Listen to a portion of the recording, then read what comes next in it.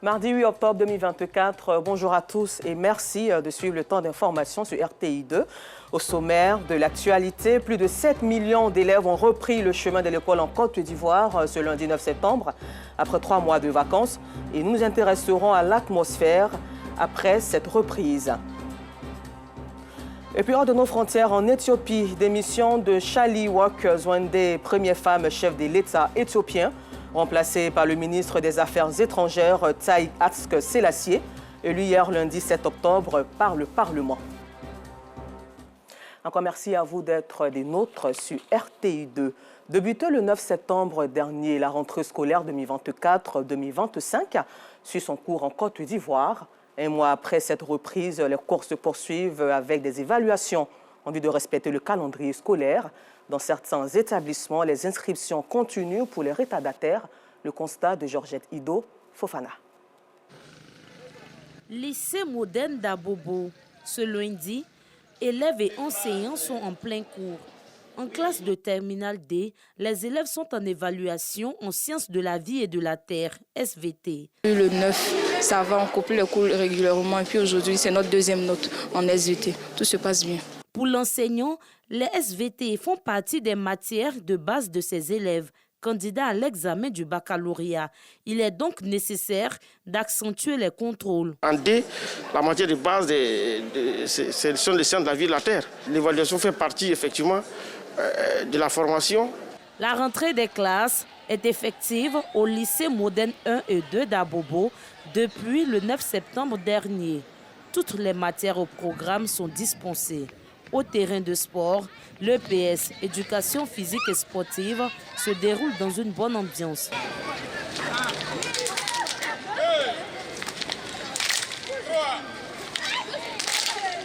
Nous sommes en préparation physique généralisée parce que quand les enfants commencent, déjà, il faut tester leur aptitude. Et puis bon, tout à l'heure, on va tester leur aptitude gymnique, comme c'est une classe de seconde, pour vérifier les aptitudes qu'ils ont eues depuis la 6e jusqu'en seconde. Les proviseurs des deux établissements rassurent. Plus d'inscriptions à leur niveau. À part les élèves qu'on nous envoie par transfert, parce qu'il y a certains transferts qui se font un peu tardivement, les fonctionnaires qui sont affectés à la rentrée et autres, tous les autres élèves, les inscriptions sont terminées. Non loin de ces deux lycées, au groupe scolaire Habitat, cycle primaire, toujours dans la commune d'Abobo, les directeurs, faisant le tour, inspectent les salles de classe pour s'assurer de la présence du corps enseignant. Après un mois, il faut noter que tous les enseignants sont en place. Voilà. Les élèves également sont là, comme vous l'avez si bien constaté. Voilà. Seulement qu'il y a quelques parents d'élèves qui tardent encore à venir. Mais sinon, les enseignants sont sur place et les élèves sont là et nous faisons correctement nos cours. La politique générale du gouvernement est de faire en sorte que tous les enfants aillent à l'école. Donc, si même nous sommes en octobre et qu'un parent vient avec un enfant, nous sommes tenus de prendre cet enfant. L'année scolaire 2024-2025 bat déjà son plein dans plusieurs établissements du district autonome d'Abidjan. Espérons que ceux qui traînent encore le pas puissent prendre le train en marche. Le 30 août dernier, dans le JT de 19h30, nous présentions des veuves qui avaient des difficultés à scolariser leurs enfants.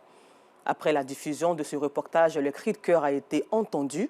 Aujourd'hui, elles ont pu scolariser leurs enfants et même agrandir leur business afin d'être plus autonomes. Retour sur la vie de ces femmes sans soutien avec Georgette Ido Fofana et Gilles Tonia.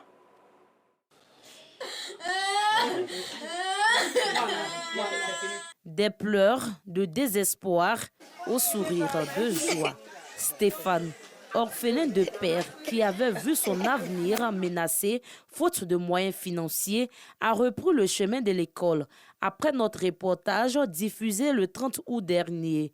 Aujourd'hui, il est tout heureux. Je pleurais parce que je ne savais pas que je vais aller à l'école. Donc, je vais à l'école, donc ça me fait plaisir. Heureux est Stéphane, mais plus heureuse est sa mère. Ange, veuve et mère de 4 enfants. Aujourd'hui, Ange a le cœur apaisé. Ses enfants ont tous été scolarisés. Elle a même agrandi son commerce. Les enfants vont à l'école. Tout le monde va à l'école. Bon, je suis content. Quand ils finissent à l'école, à midi, et puis ils viennent me voir. On mange, On fait tout. Les gens m'ont appelé de partout. Il n'y a pas mangé qui nous manque. Tout ça va bien.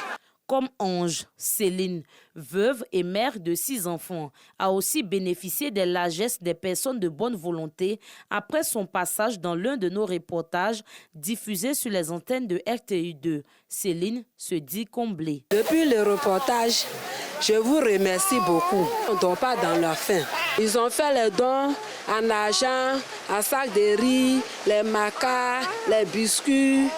Ils ont fait rentrer mes enfants à l'école. Tout ça, là, ils ont fait. Donc, je leur dis merci. Que Dieu les bénisse. Que Dieu les donne leur vie. Ces mères de famille sans soutien qui avaient le sommeil troublé cette année avec les charges scolaires de leurs différentes familles ont toutes le sourire aux lèvres. C'est le cas d'Eugénie. Elle a pu scolariser ses jumeaux. Elle qui n'espérait plus. Eugénie est reconnaissante. Aujourd'hui, grâce à Dieu, les choses sont rentrées dans l'ordre. Les enfants ont commencé les cours. En tout cas, ça va. Je me dis merci à tous ceux qui ont réagi aujourd'hui, que les enfants puissent aller à l'école. Aujourd'hui, on arrive à payer du manioc pour faire du latiqué. La maison aussi, on ne doit plus. En tout cas, ça va. Mariam, elle, a déjà payé toute la scolarité de ses enfants. Elle qui a reçu l'aide de citoyens sensibles à sa situation. Son business et celui de sa rivale ont même connu un changement. Depuis que vous êtes fait les portages, là, en tout cas, ça va. Les gens, beaucoup d'hommes m'ont appelé, les gens nous ont donné l'argent. Il y a les autres qui m'ont donné habits, sacs de riz, en tout cas, ça va. Voilà mon commerce là, il a grandi mon commerce. Voilà ma soeur aussi là, il a donné quelque chose. Et aussi, voilà son commerce là. En tout cas, ça va. Tous mes enfants là, il a pu inscrire mes enfants là. Et ça va à l'école, on a payé fourniture. En tout cas, ça va. Les gens nous ont aidé beaucoup même. Ange, Eugénie, Céline et Mariam ont pu sauver l'année scolaire de leurs enfants grâce à notre reportage sur la situation des veuves en cette rentrée scolaire.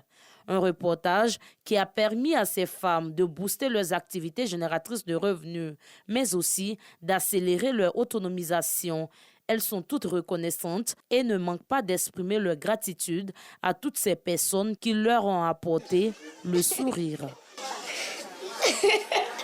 Et pour parler toujours éducation, l'Abidjanaise est tantonnée dans bon nombre d'établissements scolaires chaque lundi. Mais force est de constater que les enfants du primaire peinent à chanter correctement l'Abidjanaise. Et Laurence Kakra a bien voulu mettre l'accent sur ce fait.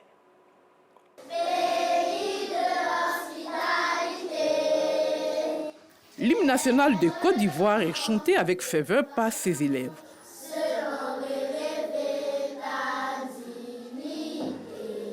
Dans ce spectacle musical, des mots sont mal prononcés, parfois des points de vers sont totalement oubliés. Et cela dénature fortement ce symbole de la République de Côte d'Ivoire.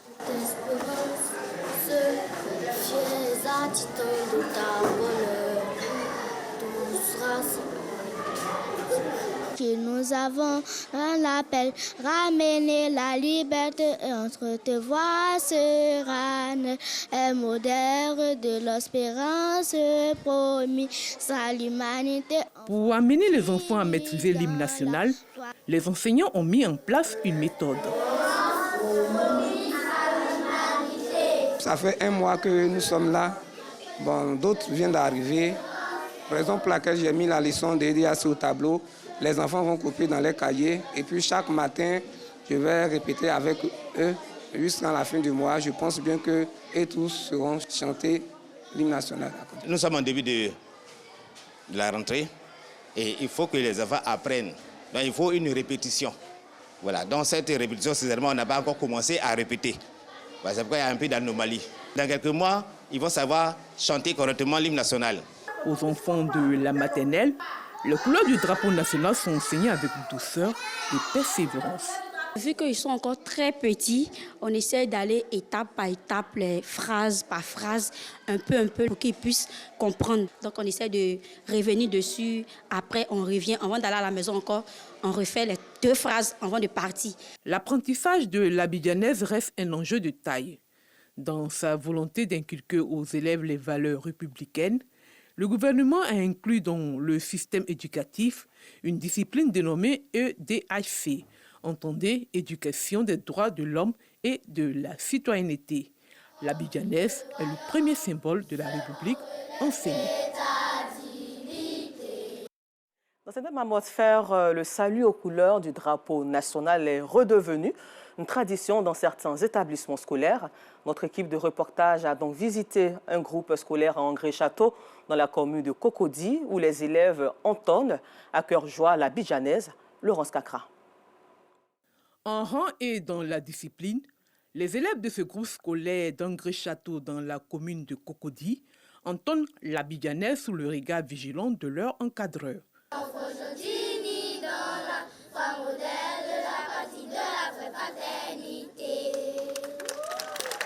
Pour la directrice de ce groupe scolaire, le salut aux couleurs est une tradition qu'elle et son personnel enseignent aux enfants à la rentrée des classes. Nous avons le salut des couleurs 2 fois dans la semaine, le lundi matin et le vendredi après-midi à la descente.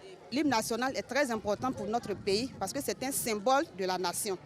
Et il faut inculquer aux enfants ce civisme-là. Dès le bas âge, les enfants doivent connaître les symboles de l'État et surtout savoir chanter l'hymne national. Ce groupe scolaire regroupe en son sein plus de 400 élèves. À travers le salut aux couleurs, cet établissement entend inculquer des notions de patriotisme et de civisme aux apprenants. À cause des travaux du projet du métro d'Abidjan au quartier Sagbé-Bad japonaise, la principale voie est fermée en faveur d'une voie de déviation. Cette voie de contournement, considérée comme un raccourci, profite aux populations. Le compte rendu de Théodore Zouzou. Quartier Sagbé-Bad japonaise dans la commune d'Abobo. Pour mener à bien les travaux du projet du métro d'Abidjan, la voie principale est barrée dans les limites du périmètre des travaux. Une autre voie de contournement qui traverse le quartier Sagbé-Bad japonaise a été livrée. Un raccourci qui profite aux habitants du quartier. Alidou Sanogo et ses amis empruntent un taxi pour un rendez-vous hebdomadaire. Cette voie de déviation leur a permis d'arriver à bon port et en sécurité. Je m'inquiétais tellement.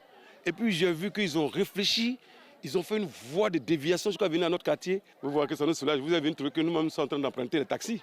Et moi, je me suis tombé sur une situation d'une des mamans malade, très grave malade. Mais c'est pas, cette voie-là, elle a pu partir à l'hôpital. Donc vraiment, c'est une voie qui nous arrange toute la population. Vraiment, on est à l'aise. À n'importe quelle heure, on peut venir à la maison, on sort comme on veut. On n'a même pas senti qu'il y a une voie qui est barrée parce qu'il y a de passage pour nous, la population. La voie de déviation profite également à Seydou Kone, chauffeur de taxi communal qui parvient à assurer la recette quotidienne. La voie de la déviation est une très bonne chose pour moi parce que les clients viennent de partout et puis bon, on arrive à s'en sortir, quoi. Une aubaine aussi pour Ousmane Sangaré. Ce motocycliste pratique la voie régulièrement dans le cadre de ses activités journalières. J'ai l'habitude beaucoup de fréquenter cette voie, voilà, à pied comme souvent en voiture, puis en moto. Et vraiment, ça m'arrange. Ça nous arrange tous. Et on est tous ravis, nous les Ribérains. Ils ont pensé aux Ribérains. Voilà, franchement, ça nous va droit au cœur puisque c'est un raccourci qui a été fait pour nous, voilà, pour qu'on puisse faire en navette rapidement, voilà, au lieu de faire le grand tour de la gendarmerie à Bobo, de l'autre côté là-bas. Après une visite en famille, Marguerite Tau, riveraine, fait sa provision avant d'emprunter ce raccourci. Je suis de passage dans le quartier. Je partais au grand marché acheter les bananes, les maniocs à checker. Avec le raccourci, je vais vite rentrer chez moi. En attendant la fin des travaux du projet du métro d'Abidjan, les usagers se réjouissent de la présence de cette voie de contournement. En revanche, ils espèrent son bitumage. Nous vous le disions en titre, hors de la Côte d'Ivoire, l'Éthiopie a un nouveau président. Le ministre des Affaires étrangères, Taye Aske-Selassie, a été élu ce lundi 7 octobre par le Parlement. Il remplace ainsi Sahle-Work Zewde, première femme chef de l'État éthiopien, dont le mandat arrive à échéance à la fin du mois d'octobre. Même si la fonction de président en Éthiopie est totalement honorifique, le choix d'un diplomate à la tête du pays n'est pas anodin. Et puis terminons ce temps d'information au Soudan où les combats entre l'armée soudanaise et les forces paramilitaires rivales dans le nord du Darfour ont tué au moins 13 enfants et en ont blessé 4 autres selon l'UNICEF. Encore merci à vous de nous avoir suivis et bonne suite de programme sur RTI2.